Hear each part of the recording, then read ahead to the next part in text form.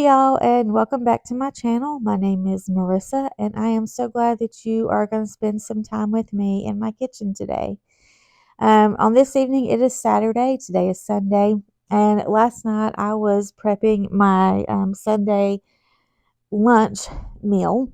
We have lunch at my mom and dad's every Sunday after church, and they live right beside the church where we go to church, and so we all gather, my family, we all gather at their house for lunch. And I have I have three sisters, and one lives out of state, and so the three that are here, we take turns cooking every Sunday.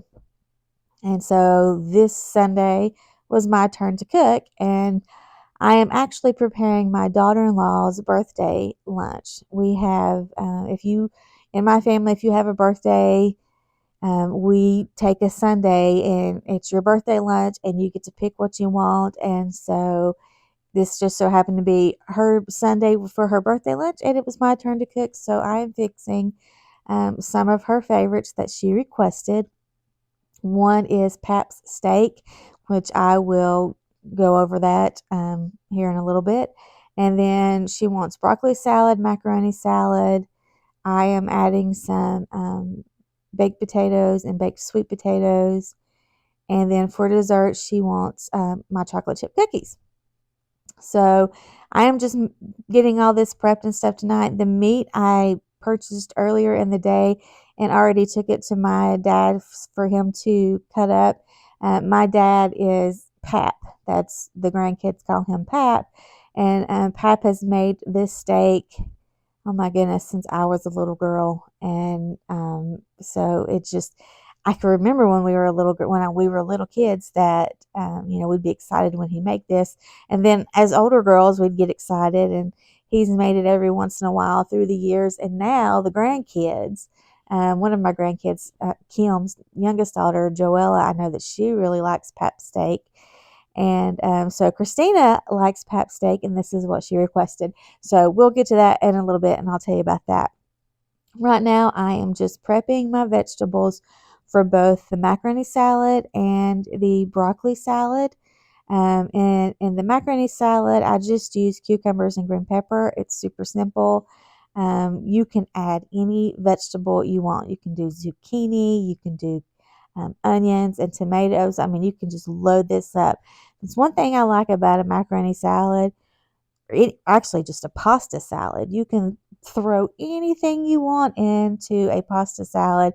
Use any kind of dressing that you want. I use mayonnaise, salt and pepper, really simple for this. But you can use, the dressing ideas are endless. You could do Italian dressing, ranch dressing, anything you want. But this is the salad that she likes, and I actually made this salad based on what my mother-in-law used to make. She's in heaven, so she doesn't do it anymore, but my father-in-law still makes it. But they made it for every picnic that we'd have. We always have like Memorial Day, July 4th, Labor Day. We have picnics at their house, big family picnic, and because they have an in-ground pool, and so we just have fun spending the day over there. Anyway, they make this pasta salad, macaroni salad, every season. Every picnic. And so I just kind of took that and came up with my own. And I use the Garden Rotini pasta. You can use any pasta you want. I just use that because I think that's what I had on hand that day first time I made it. And because of the colors and stuff, and because I only used cucumbers and green peppers, I liked the color that it gave. So really super simple macaroni salad, super easy. And so I'm just going to take you through that. I'm chopping up my vegetables, and then I'm going to chop up the vegetables for my broccoli salad. And I'm just going to take you guys along with me.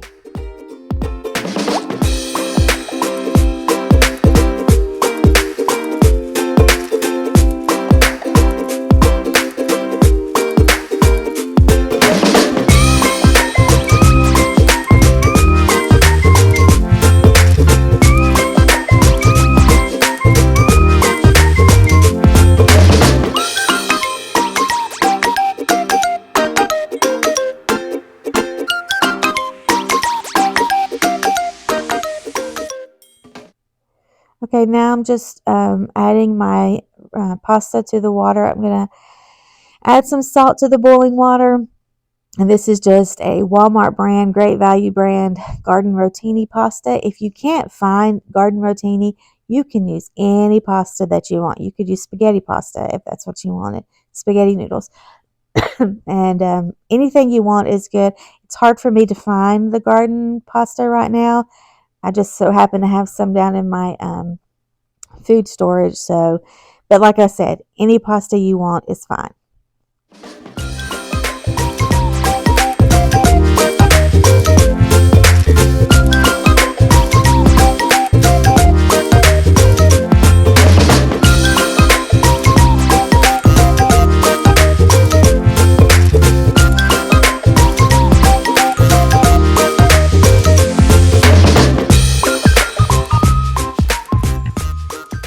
So now I'm moving on to my broccoli salad.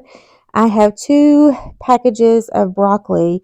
I use 2 packages of broccoli to 1 package of cauliflower, 1 package of baby carrots, a 16-ounce bag of baby carrots. That's the best ratio that I have found, but again, make it your own. But I'm just going to wash off these vegetables and get them chopped up and get them ready to put together with a salad.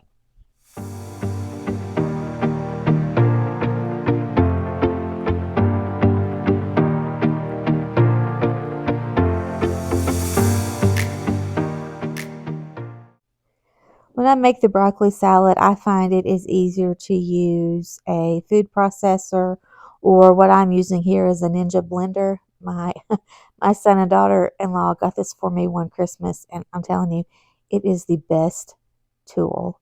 I almost use, well, not almost, I do use it more than my food processor. There are still things that I, specifically use only my food processor for. But for the most part, this little Ninja thing does an amazing job. But I'm just going to run all of the broccoli, all of the cauliflower, and all of the carrots through the blender, get it all in chopped up really nice and fine. Again, you can chop this by hand if you want to and leave it chunky. I just prefer it to be, chopped up really fine. So let me get that done.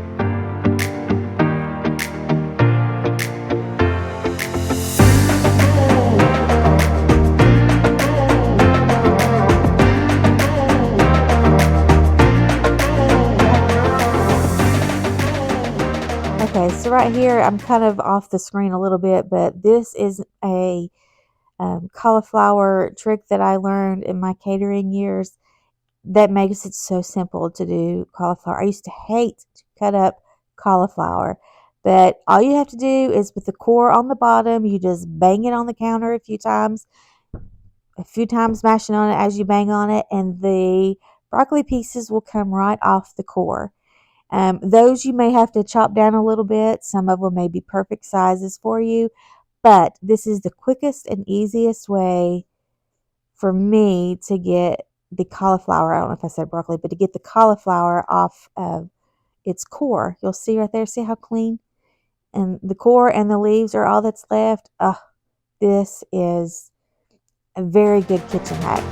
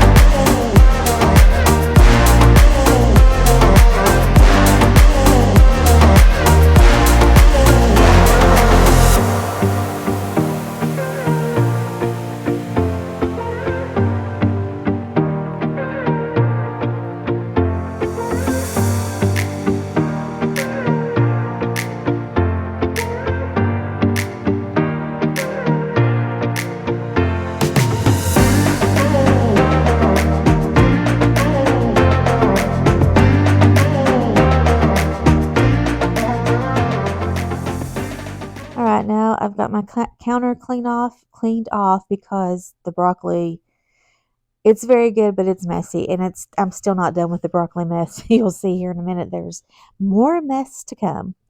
But but I'm getting all of my ingredients together. I think the first thing I'm going to put together here is the macaroni salad. I bought. I could easily get a big old tube of mayonnaise from Sam's and use that. But the problem I have with mayonnaise is we don't eat mayonnaise a lot. A lot. I use it mostly for salads and stuff like that. And so it's easier for me to measure this way, and it's easier to keep it fresh this way. Like if I open a big old tub and then, I don't use it for months. Anyway, you can get whatever kind of mayonnaise, use whatever brand of mayonnaise you like. This is what we like. This is what I'm going to use. And I actually had an almost full tub of mayo in the refrigerator, and that's what I'm going to use for the macaroni salad. And make it as creamy as you like it.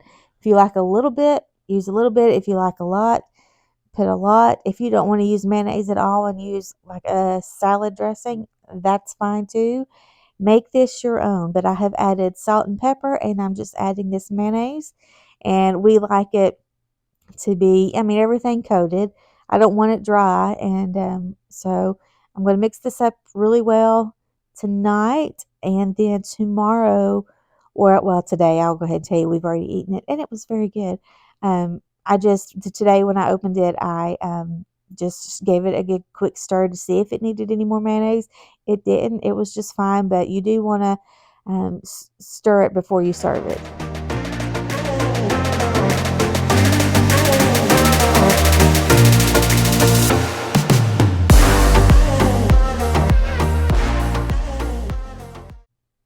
For the broccoli salad, I am adding salt, pepper, mayonnaise, a little bit of just white granulated sugar. And I forget to do it at the beginning, but after I've started stirring up a little bit, I realized I forgot the vinegar. So you also want to add a couple of splashes of vinegar. And then we're just going to dress the top. Like I said, this bowl is kind of deep. I'm serving this the next day, so I go ahead and I dress it and put it and keep it in the refrigerator overnight. But it's shredded cheddar cheese, real bacon bits. And if you get real bacon bits that have fatty pieces in it, just take those fatty pieces out. I personally cannot stand those. It makes me gag. So just be kind and take those out. It's really easy. I like to use the Hormel real bacon bits because to me that's the best, and it has the least amount of fatty pieces in it. So yeah, just a little tip there for you. But and then I also use sunflower seeds, and I use salted sunflower seeds. Just add it to the top. Now, if you're going to be a day or two before you serve this, which you can prep it a day or two, but if so, make sure you stir it really good before you dress it, and then dress it right before you're ready to serve it. Because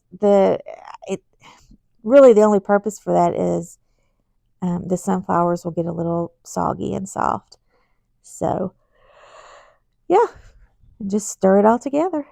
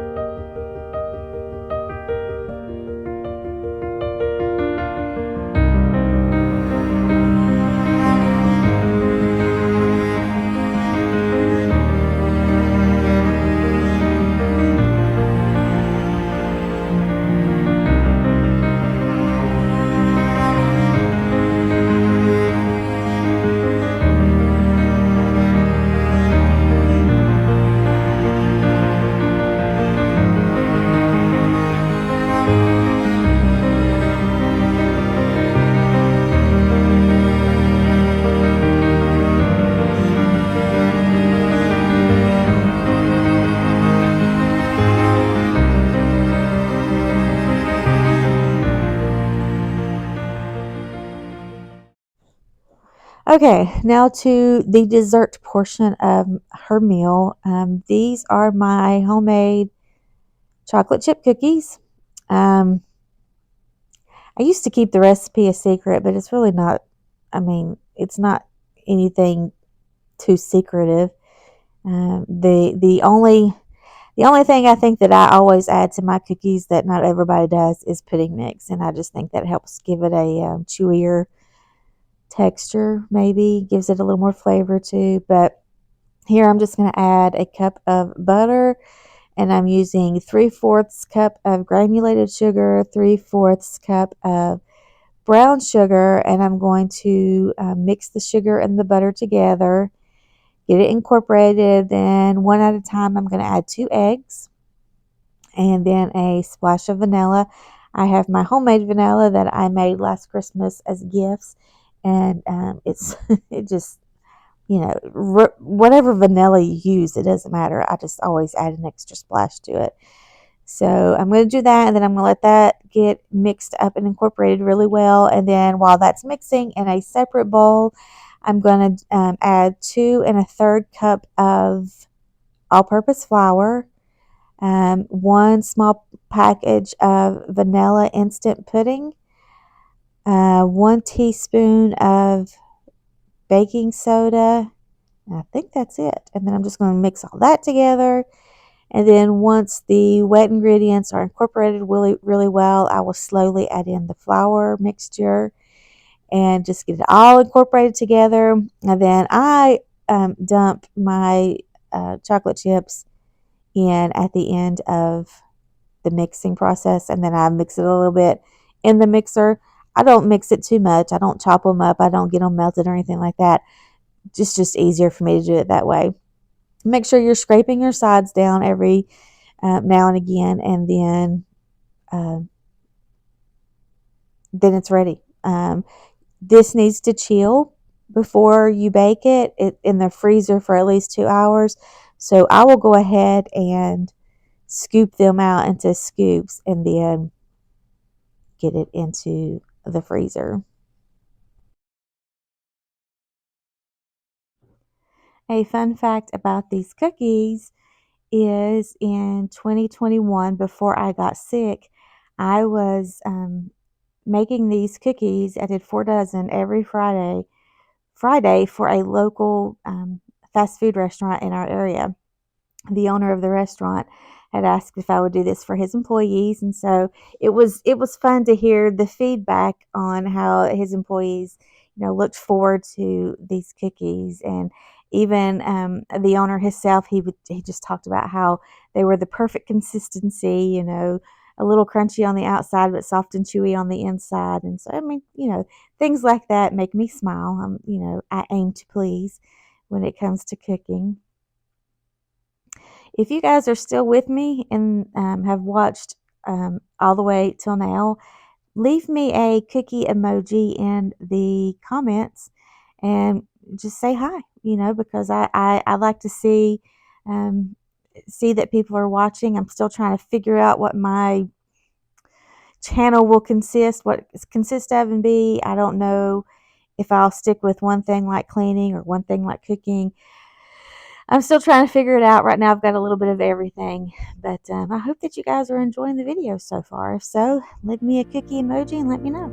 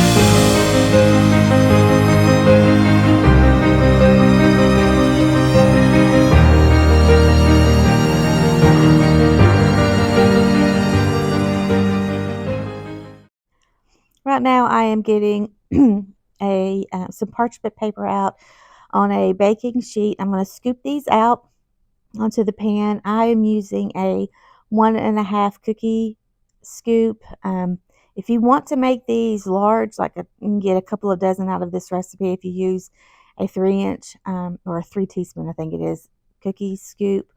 It's kind of like normal size of an ice cream scoop. But if you want to do like I'm doing, you'll get roughly 4 dozen out of this recipe.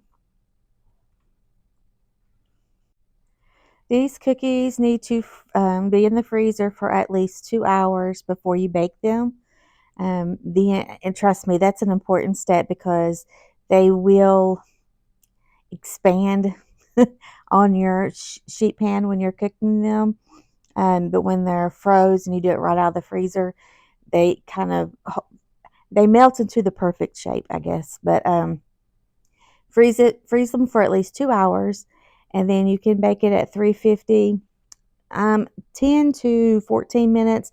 Oven temperatures vary, so just keep an eye on them. When they start to get brown, light brown around the bottom, not on the bottom, you don't need to check it that way. Just look around the edges of the bottom, and then they're done. They're ready. And so I am putting these in the freezer, and I'm going to leave them in the freezer overnight and just get out what I need the next day to fix them. And these are our favorite.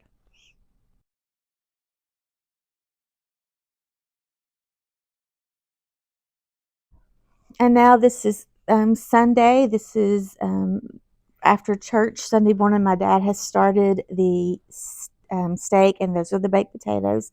I have regular and sweet potato in that pan. I don't always wrap my potatoes in aluminum foil to cook them. You can, you don't have to. It's not a big deal for me.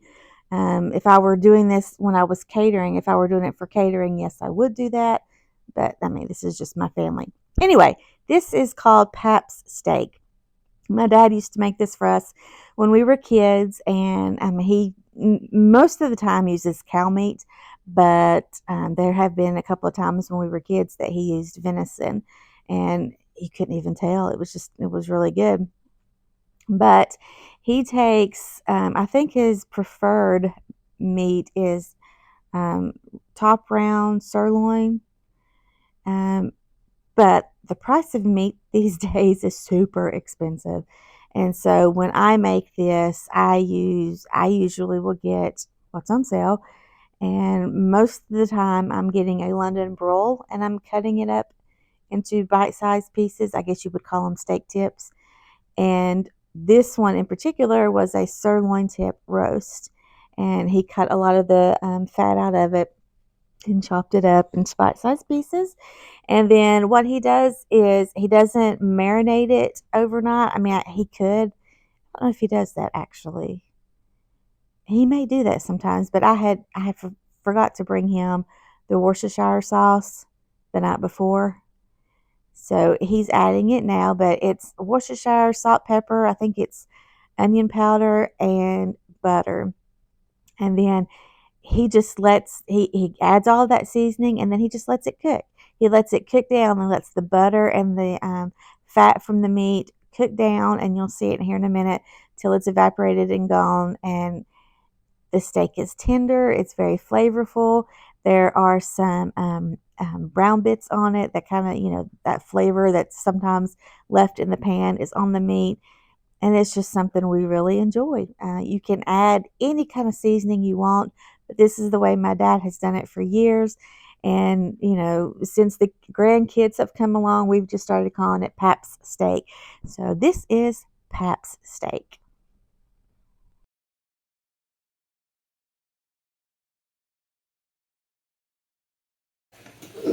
Lord, thank you for the day, and thank you for our family, and we do things to celebrate birthdays and just good health, and Lord being good to us and salvation. We're thankful for all those. And Lord, we just ask you'll bless Pat as he travels to Duke.